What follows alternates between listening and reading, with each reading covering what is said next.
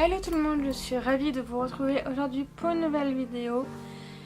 Et c'est une vidéo pour vous présenter ma pile à lire pour le challenge organisé par les carnets d'Opaline, qui s'appelle New Year Book Challenge 2018.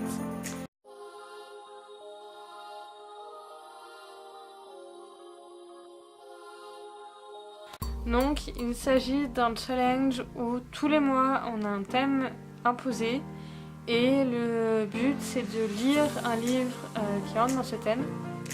Et si j'ai bien suivi ces explications, on peut changer les thèmes en fonction des mois. Et il me semble que les livres peuvent rentrer dans plusieurs catégories au besoin. Et de toute façon, je vous mets la vidéo des carnets d'Opaline en barre d'infos où vous pouvez retrouver toutes les explications ainsi que sa pile à lire. Et donc pour moi, donc ce challenge, j'ai sélectionné plusieurs bouquins et il y a juste pour deux thèmes où je n'ai pas, pour trois thèmes, je n'ai pas mis de livre et je pense que je verrai sur le moment si j'ai un livre qui s'est rajouté entre temps dans ma pile à lire pour participer à ce thème là. Donc c'est parti pour la présentation des thèmes et de ma pile à lire pour ce challenge. Alors pour le mois de janvier en cours, donc c'est un livre que je pense que je vais commencer assez rapidement étant donné qu'à l'heure à laquelle où je filme cette vidéo on est déjà le 12 janvier, donc il serait bien que je m'y mette. Il s'agit de redécouvrir un genre littéraire que tu n'as pas l'habitude de lire et donc j'ai décidé de lire Bakita de Véronique Olmy, publié chez Albin Michel.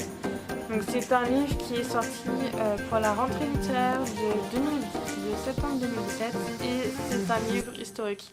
Donc qui est un genre que je commence à lire de plus en plus, mais qui n'est pas encore tout à fait dans mon genre de prédilection.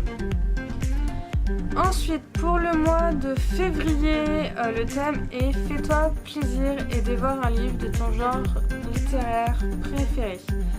Alors pour ce thème-là, et c'est un livre qui est choisi spécifiquement en lien avec un autre des thèmes, il s'agit des Héritiers d'Anquinièvre d'Anne Robillard, le tome 11 aux éditions Michel Lafon.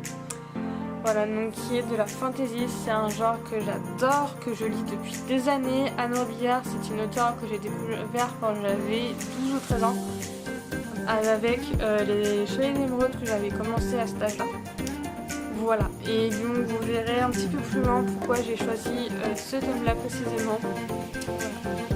Ensuite, pour le mois de mars, il s'agit de lire un livre engagé sur une cause qui te tient à cœur.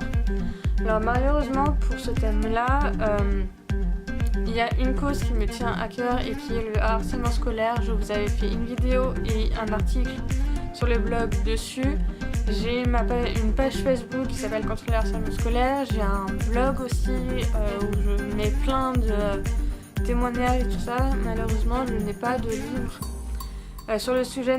Ma pile à lire, j'en ai déjà lu et du coup si j'en trouve un entre temps, je le lirai au mois de mars, mais pour l'instant je n'ai pas de livre à vous présenter. Ensuite, pour le mois d'avril, il faut sortir le plus vieux livre de Mapal et pour ce faire, les plus vieux livres de Mapal, il s'agit de La Balade de Pam, l'intégrale 3 et aussi les intégrales 1, 2 et la 4, le 1 et le 2 que j'ai déjà lu. Et en fait c'est des livres que j'ai eus il y a 6 ans il me semble et que j'ai mis plusieurs années avant de commencer le tome 1. Le tome 1 je l'ai lu il y a 4 ans, le tome 2 je l'ai lu l'année dernière. Et cette année, du coup, pour ce challenge, j'aimerais bien me lancer dans la lecture de cette troisième intégrale. Voilà. Ensuite, pour le mois de mai, le thème est « Termine une série qui dort dans ta palle ». Et c'est pour ce thème-là que j'ai choisi Les Héritiers d'Anquidiev pour le thème du mois de février, étant donné que j'avais les 2 derniers tomes dans ma pile à lire. Et du coup, pour ce thème de mois de mai, j'ai choisi le dernier tome des Héritiers d'Anquidiev, donc le tome 12 de Anne Aubiard aux éditions Michel Lafon. Donc comme vous le savez, si vous me suivez depuis un petit moment, notamment à travers les week-ends à 1000 et les week-ends à lire, c'est une série que j'adore, mais où j'ai du mal à rentrer dedans et à les lire rapidement en fait. Et les derniers tomes, je les avais lus pour les challenges des week-ends à 1000. Et donc nous avons ici le dernier tome, voilà, que j'ai vraiment hâte de lire. Et voilà, et donc grâce à ce challenge, je vais pouvoir finir cette série. Enfin, après plusieurs années de lecture. Voilà, ensuite pour le mois de juin, le thème est essayer de marathonner une série complète cette année. Alors là, je n'ai pas de série, voilà, parce que j'ai du mal à relire toutes mes séries.